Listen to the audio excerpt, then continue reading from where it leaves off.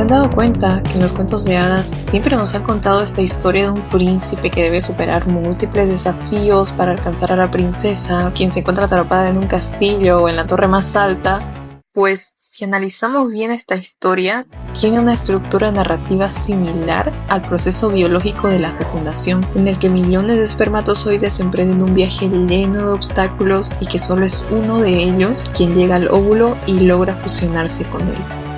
Así como veíamos en estos cuentos, recuerdan que también en las caricaturas que veíamos de niños estaban repletas de chistes de doble sentido que no entendíamos, y cuando las volvemos a ver ahora de adultos nos damos cuenta que los diálogos estaban llenos de insinuaciones. ¡Ay, cielo! No creo que esto esté bien. Solo un poco más, linda. ¡Listo! ¿Lo ves? ¿Lo ves? Juegos de palabras y connotaciones sexuales que en su momento pasaron desapercibidos. Ay, nosotros tenemos forma de averiguar las cosas. Ay, ¿y qué forma? Ay, ay, ay. Entonces, cuando analizamos el humor de las caricaturas con una mirada más adulta, no solo descubrimos la intención oculta de ciertos chistes, sino también confirmamos una verdad que la sociedad intenta disfrazar o minimizar: que el sexo está en todas partes. Y este uso del doble sentido en las caricaturas solo refuerza la idea de que el sexo es un tema omnipresente. El sexo se ve no solo como un acto biológico, sino también como el motor de estas narrativas. Además de eso, lo vemos también en la publicidad. Se trata justamente de respetar la ética. Desde luego que se está vendiendo a la chica. La música.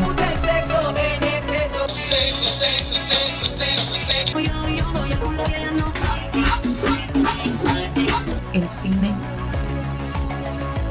y la literatura. La sexualidad es una de las fuerzas primarias que impulsan la conducta humana, y la manera en que se manifiestan en los medios de comunicación solo refuerza la idea de que en el fondo el sexo es todo. Entonces, entendiendo el papel fundamental de la sexualidad y el sexo, hablemos sobre historia. En este video vamos a ver el tema de historia de la sexualidad en Bolivia. Y para esto, créanme que he buscado más autores, referencias, algo aparte de este libro que ya tenía, que se llama Historia de la Sexualidad en Bolivia. Y de hecho fui a las bibliotecas más completas de mi ciudad y fue sorpresivo hasta para las bibliotecarias que yo preguntara sobre este tipo de libros, porque al parecer ni siquiera tenían libros sobre historia de la sexualidad universal, la egipcia, la de Grecia, la de Roma, la de India, etc. Es que de hecho la historiografía trata de omitir o ocultar este tipo de información, o sencillamente no le dan mucha importancia. Y gracias a Dios, Fernando Suárez Saavedra, que es un historiador sucrense, ha podido recopilar toda la pequeña, mínima información que hay sobre sexualidad a lo largo de la historia. Y bueno, lo que ha hecho básicamente es buscar autores que hayan bordeado el tema, porque además de este, no hay otros libros que tengan este título como tal. Por ejemplo, existen libros como Matrimonio y Sexo del Incario, Religión, Género y Construcción de una Sexualidad de los Andes de Fernando Armas Asín, Negros, Indios y Españoles en los Andes Orientales de Lolita Gutiérrez Brockington, entre otros. Entonces voy a estar hablando de los puntos más importantes, inusuales y curiosos de este libro. Cabe recalcar que son 2 tomos y yo solo tengo el 1, que nos habla desde la época prehispánica hasta finales de la colonia. A ver, podemos dividir la historia de la sexualidad en 4 partes. La primera sería la época prehispánica, la segunda la época colonial, la tercera la república, y la cuarta, la que yo he denominado libertad y libertinaje. En este video solo vamos a tratar estas 2 primeras épocas. Y antes de empezar a hablar de la época prehispánica, ¿por qué no retrocedemos un poco más hacia los verdaderos orígenes para poder entender un poco más el tema de la sexualidad? Y precisamente situémonos antes de la invención de la escritura, en la prehistoria. Bueno, en la prehistoria la sexualidad estaba ligada a la satisfacción instintiva y también a la supervivencia. Lo hacían todo por necesidad fisiológica. No tenían este conocimiento de la función reproductiva que tenían. En el principio, o desde siempre, el varón siempre ha tenido un rol dominante. Con el tiempo, el comportamiento sexual de estos seres humanos empezó a diferenciarse del animal. ¿Por qué? Porque se empezó a incorporar el coito frontal, el coito cara a cara, en el que la comunicación de la pareja empezó a tener un rol más significativo, ya que esto nos diferenciaba del mundo animal.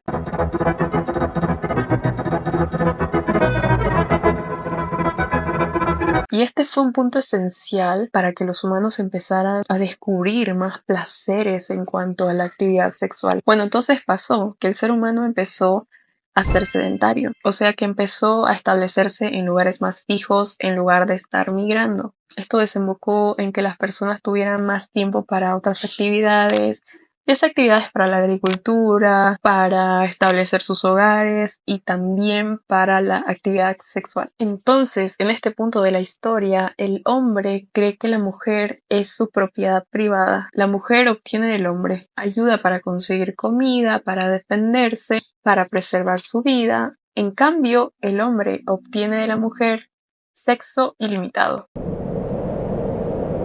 Esta época se va a caracterizar por una práctica sexual sin restricciones. La sexualidad en el mundo andino. Aquí el hombre y la mujer tenían una relación de complementariedad. La fornicación y el sexo no era pecado. Lo que sí parecía un pecado era que la mujer fuese virgen, ya que pensaban que una mujer que no haya tenido relaciones no era una mujer que era valorada por los hombres. Se practicaba también el serviñacu, que era básicamente un tiempo en concubinato que pasaba la pareja antes de su boda o de establecerse como una pareja ya, para ver si esa relación iba a funcionar. La sexualidad entre los incas. Aquí hay mucho incesto. El incesto en el mundo andino fue una realidad, pero entre los incas fue una exclusividad. El Inca Mayor tomaba por esposas a sus hermanas porque decía que nadie más que él podría merecerlas. Y por cierto, la mujer principal de este Inca se llamaba Coya. En cuanto al matrimonio, para el pueblo en general regía la monogamia.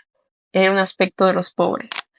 Pero la poligamia estaba reservada solamente para la realeza. La civilización inca fue una civilización que tenía tintes más patriarcales. A pesar de que el hombre y la mujer tenían un rol también de complementariedad, era el hombre quien tenía más poder sobre ella. Aquí también existieron aditivos para aumentar el placer de los hombres. Se usaban especies de picantes y también se usaba el pelo de unos animales venenosos y lo que hacían era frotárselos en el pene para sentir más placer. En cuanto a si existieron prostitutas en la época prehispánica, veamos la definición de lo que significa ser una prostituta. La definición de prostituta se refiere a una mujer que se entrega por dinero y no por placer. En el Incario y en el mundo andino no existió la moneda y no existe la referencia ni la constancia sobre el intercambio de favores sexuales a cambio de productos agrícolas o bienes que pudiesen conceptuar como un pago por el sexo de estas mujeres. Eso quiere decir o da a entender de que la prostitución surgió a partir de que los hispanos llegaron a América. Sexualidad en el mundo aymara. El noviazgo antiguo en las comunidades aymaras no se expresaba como en el Incario, porque en el Incario los noviazgos eran algo más público y la manera de expresar amor de los aymaras era un poco más tímida, más reservada. Podría decir un poco más tosca porque su manera de enamorar era básicamente tirarle piedritas a la chica que les gustaba y si a ella también le gustaba simplemente se reía, pero si no le gustaba solo se enojaba y se iba. Este tipo de comportamiento tiene su explicación porque vivían en zonas más frías, más áridas, entonces no eran tan expresivos en cuanto al amor. Entonces básicamente estas personas no enamoraban, simplemente tomaban por esposa a la pareja directamente, a veces la robaban y después hablaban con los padres para casarse con ella. Entre estos indígenas tenían la costumbre de que el primer coito lo hacían en público. Esta era una costumbre que se tenía para hacer el día de la boda. Sexualidad entre los pueblos del oriente boliviano. Bueno, nos situamos en el oriente boliviano, donde hace mucho calor, donde tiene un ambiente tropical lleno de verdes, lagunas, ríos, el sol. En el oriente existía un grupo de mujeres amazonas quienes se cortaban o se quemaban el pecho derecho. Esto lo hacían para poder cargar mejor su arco y flecha. Este grupo de mujeres era solo de mujeres y gobernado por mujeres, pero se preguntarán cómo es que subsistía este grupo si eran solo mujeres. Pues pasaba que cada año tenían relaciones carnales con sus maridos 3 o 4 veces al año y al momento de embarazarse, si el bebé nacía hombre, lo mataban y se lo entregaban al padre. Pero si nacía niña, la criaban con ellas. En la zona de Moxos, del oriente boliviano, existía la poligamia y no era solamente para la realeza. En los pueblos sirios no dejaron de ver el acto sexual como un acto reproductivo, sino que ellos quisieron ir más allá y empezaron a explorar lo que eran los placeres sexuales. En estas zonas donde hace mucho calor, las vestimentas van a ser distintas, y en muchas de estas zonas del oriente su vestimenta era no tener vestimenta. Las mujeres andaban con los pechos desnudos que demostraban su edad y su estado respecto a la crianza de sus hijos. Básicamente su manera de distinguirse era ponerse algunos hilos alrededor de algunas partes del cuerpo, taparse los genitales a veces y ponerse trenzas. Y bueno, el rol de la mujer en el oriente también fue algo complicado, porque como aquí y en otras culturas, el inicio de la menstruación es el inicio de la actividad sexual de la mujer también. En estas culturas se rechazaba la virginidad y muchas veces se llegaba a la demostración de la desfloración de esta niña o de esta mujer por parte de la madre, quien era ella misma quien con los dedos le quitaba esa deshonra a su hija, porque era una deshonra. Y en otros pueblos se llegaba al punto en el que la mujer virgen que llegaba al matrimonio tenía que ser desflorada por todos los parientes del varón y por último su esposo. Bueno, en conclusión, debemos analizar todos estos aspectos desde la óptica que se tenía en esos tiempos, donde la sexualidad era algo libre y ningún indio ni indígena vivía en celibato.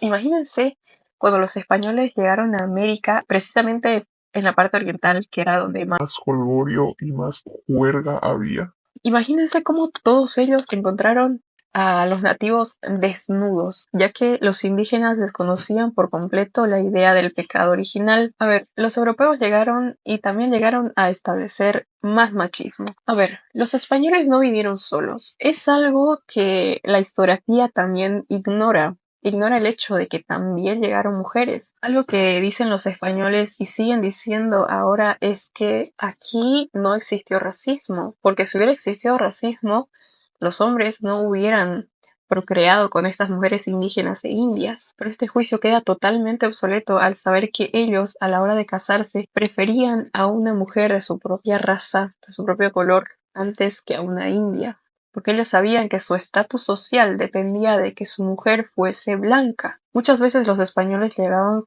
ya casados con sus esposas, pero un estudio reveló que 55% de las mujeres que venían desde Europa a América eran solteras. Esto se debía a que allá en Europa había un exceso de población, sobre todo población femenina. La comprensión de la sexualidad estaba orientada hacia el sistema de el bien y el mal. El bien era Dios, era el espíritu, y el mal era el cuerpo y las tentaciones. Lo que ellos trataban de profesar era que el sexo solo era bueno dentro del matrimonio, pero en la práctica era totalmente opuesto a lo que ellos hacían, porque sabemos que hubo violencia y sobre todo violación hacia estas mujeres indígenas. Esta no fue una época para nuevos descubrimientos de placeres sexuales, porque se decía que la única posición buena para la religión era la posición del misionero, que consistía en mujer arriba y hombre acostado, ya que esta posición glorificaba el espíritu y facilitaba la procreación. El sexo empezó a ser un símbolo de violencia contra la mujer, ya que esta pasó de una época de libertad hacia una época de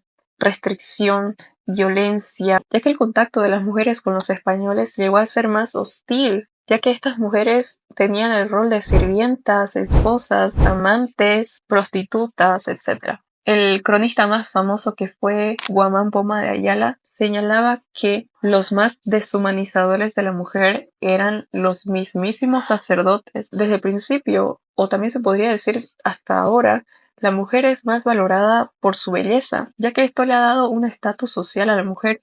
En cambio, la fealdad se asociaba más a los vicios. Otro mito que se cree y que yo también no estaba preparada para escuchar era que existían nativas blancas. Se creía que todas las mujeres ahí eran morenas. Esto se debe a que muchos de nosotros hemos olvidado que Colón no fue el primero en llegar a América, sino que estas nativas sí eran mestizas. Entonces el mestizaje era algo que ya estaba ocurriendo antes de que llegaran ellos. Después de un tiempo, estas indígenas empezaron a notar el motivo del desprecio de los españoles hacia ellas, su color de piel.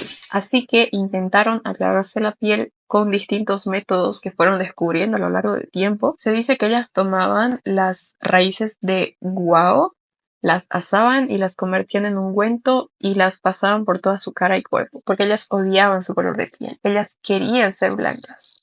La mayoría de los matrimonios se efectuaba sin amor y por pura imposición. Y sí se tenían tintes patriarcales mucho más fuertes. Para el varón, lo que quería buscar en la mujer era que fuera bella y fuera virgen. Y la mujer quería del hombre un futuro seguro, lo cual quiere decir que quería un hombre rico. En cuanto a la prostitución, se dice que los hombres les gustaban las nativas, pero preferían a la mujer blanca de su propia raza porque les gustaba sentir ese entendimiento de alguien de su misma raza y que hable su mismo idioma. En esta época, la prostitución se estableció como complemento del matrimonio monógamo, porque se decía que si no existía prostitución, se iba a corromper la sociedad, se iban a corromper los matrimonios. Se supone que los prostíbulos mantenían el equilibrio de estas familias.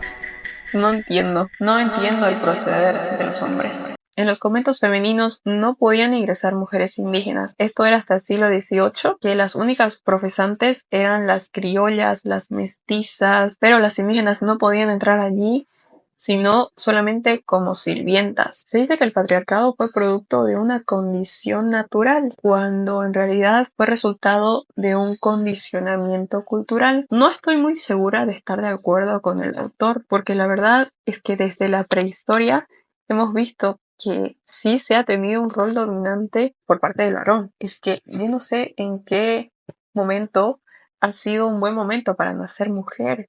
Ni en la prehistoria, ni en la época prehispánica, ni en la época colonial, siempre ha sido la mujer la más flagelada. El autor del libro de Historia de la Sexualidad en Bolivia igual llega a esa conclusión de que la mujer es la más perdedora en cuanto a estas épocas de la historia. Pero bueno, ese análisis se los dejo a ustedes. No quería que este video tratara sobre feminismo y la historia del patriarcado, pero si hablamos de sexualidad es imposible no tocar estos temas.